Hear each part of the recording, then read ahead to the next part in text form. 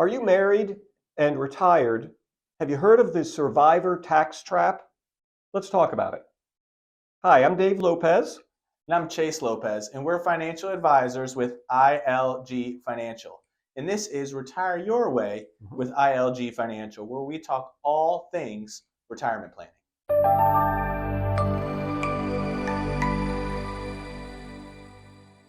Now go ahead, before we get started, Dave, just go ahead and hit that like and subscribe button down below. That'll alert you for any future videos that we have. But let's kind of jump right into it. We have a multitude of things that you can kind of do in advance to avoid this survivor tax trap that we're going to kind of talk about today.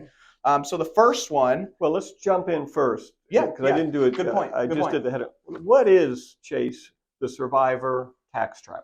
Yeah, so one of the biggest things where if your spouse were to predecease you and you're in retirement, you are now going to have to file, at least in the short term, you're going to have to file single on your taxes, right? Yeah, I think you get 1 year after death on that one, right? And the year of death is you can file it jointly. That's right. That's right. But once you file single, right, now your tax brackets are a lot lower or a lot smaller, I guess you could say, which just means if you're taking in, roughly the same amount of income, or really if you're taking in more than half of the income, right, then you're going to be pushed into a higher tax bracket, which will result in you possibly having to pay more taxes. So, or a higher percentage of tax, right? So not only do the tax brackets shrink for you, so you quickly fill them up and get to the next higher tax. You go maybe from the 12 to the 22% bracket quicker. Right. As a married couple, you might have been in the 12% tax bracket. As a single person, you might be in the 22% bracket. Not only do the brackets shrink, Chase, but you get a standard deduction if you weren't aware. That's the amount you don't pay any tax on. Right.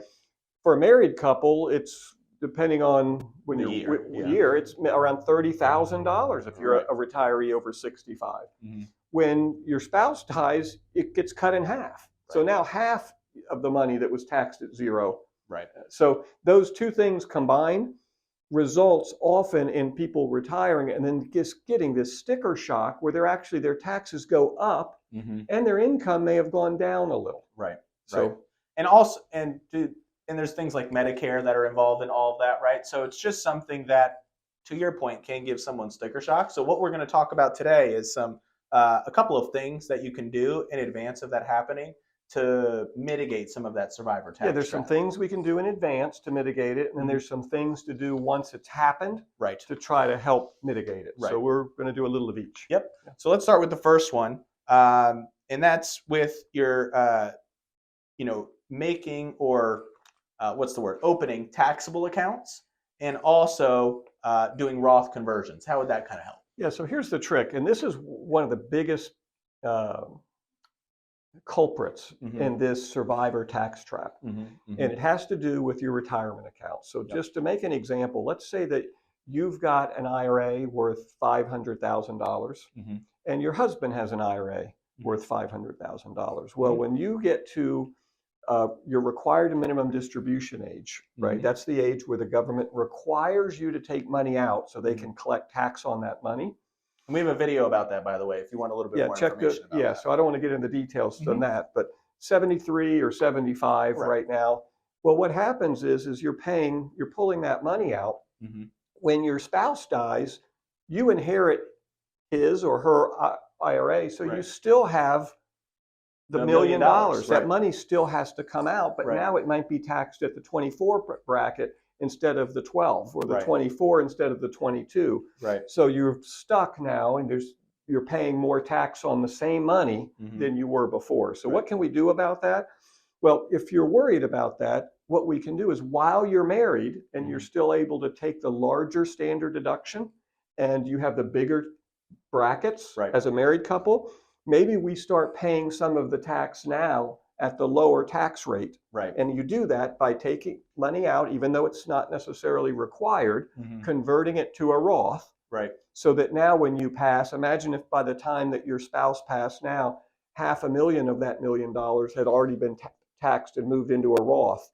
Now you only have $500,000 that's going to have to come out in systematic required minimum distribution. That's called a Roth conversion. And you want to get with your tax professional or your financial advisor to see if based on your tax brackets as a married couple, based on the income you expect to have. We do a survivor income plan for our clients. You should do that too, to see what your income is going to drop to and what bracket you're expected to be in for your required minimum distribution. Yeah, that's a great point, Dave. Is a lot of this stuff, and we talk to clients about this, every day, Sure. right? So you really want to engage your financial professional about what that situation would kind of look like, right? And this is, to your point, one of the biggies. So make sure you get with your financial professional and make sure they can articulate exactly how that's going to look if something, like that were to happen.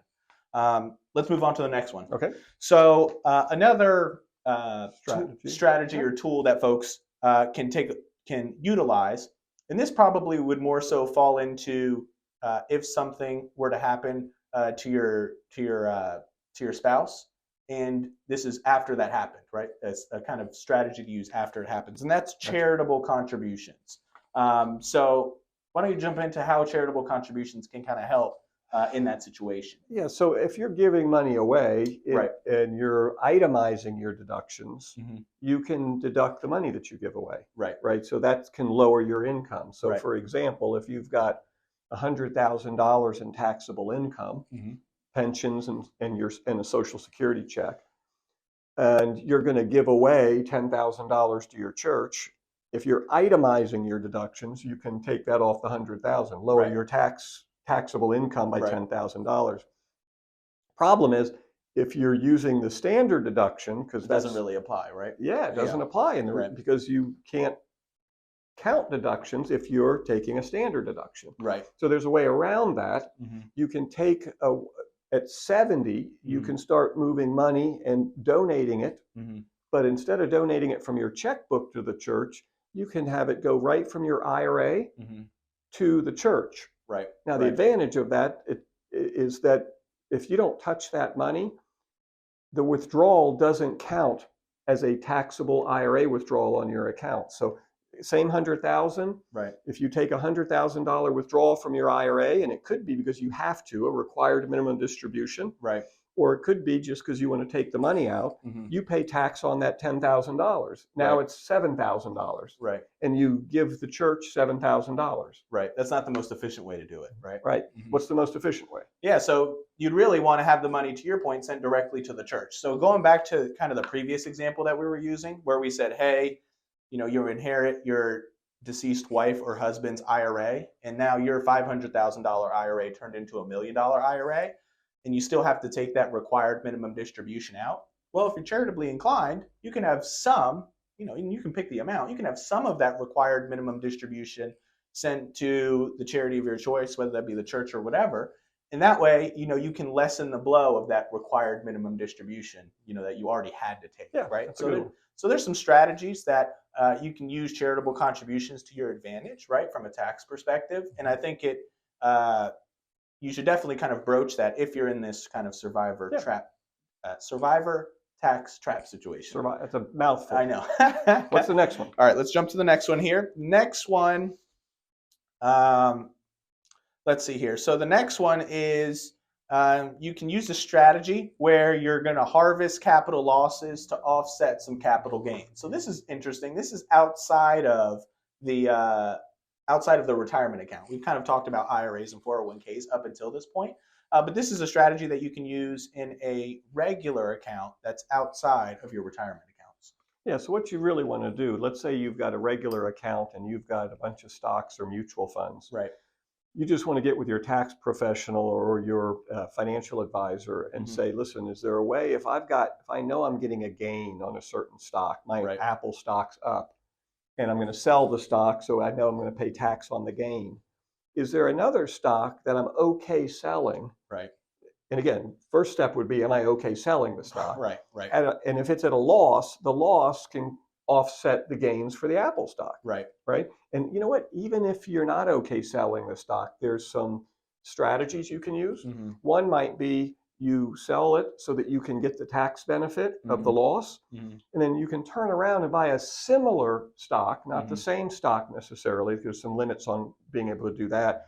but you could buy another stock in the same industry. Right. So in effect, have the same exposure to the industry you want. Right. Right. And you've taken the deduction. So I think that's a way to do it. It's Yeah. called offsetting gains and losses. That's a tax strategy, but it only works in your regular accounts. Right. Not your IRAs or your Roths. You don't have to worry about that. Right. And I think a big thing with capital gains taxes to be aware of is the amount of tax you pay on your capital gains is dependent on what your income level is, right? So if in the survivor situation that we're talking about, if your income is going to be affected by that, whether more income or less income, depending on your situation, well, then that's going to have an effect on how much you pay in capital gains. So all things that you want to consider, right, when you're getting with your financial professional, and that's just one little strategy that you can do to possibly help mitigate some of that tax in the future.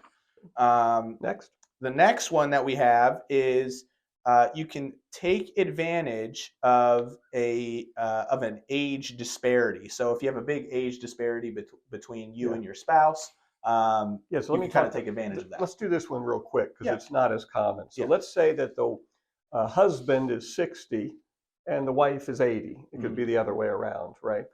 Well, if the wife's 80, they're already taking required minimum distributions. Correct. Right? And it's a higher amount. And the reason for that, if you don't know, is that the percentage you have to take each year goes up as you get older. So a 60-year-old doesn't have to take RMDs at all, right? Right. But a 75-year-old, it's about 4% as of the recording, a little over. But an 80-year-old, it's much higher. It's 5 or 6%. Well, when you take over that account as a 60-year-old, as you take that account over as an inherited IRA, you've got to still pay your deceased spouse's higher RMD amount. Right. How do you fix that? Don't do that. As a spouse, you've got this special benefit with an IRA that only spouses have. It's called the spousal benefit. You can roll their IRA into yours. So a 60-year-old could roll the 80 IRA into theirs, and at 60, they don't have to pay RMDs until they turn 75. So that's a kind of a quick answer for that one, Chase. Right. Just be aware if there's an age discrepancy. I think here I would say, before you do anything with your deceased spouse's IRA or 401k, get with your financial professional or your tax professional and say, what are my options here to be tax efficient? Well, Dave, that does it for our video on the Survivor tax trap. Survivor tax trap. So thanks for joining us. Go ahead and hit that like and subscribe button down below so you can get alerted to all of our future videos, and we'll talk to you soon.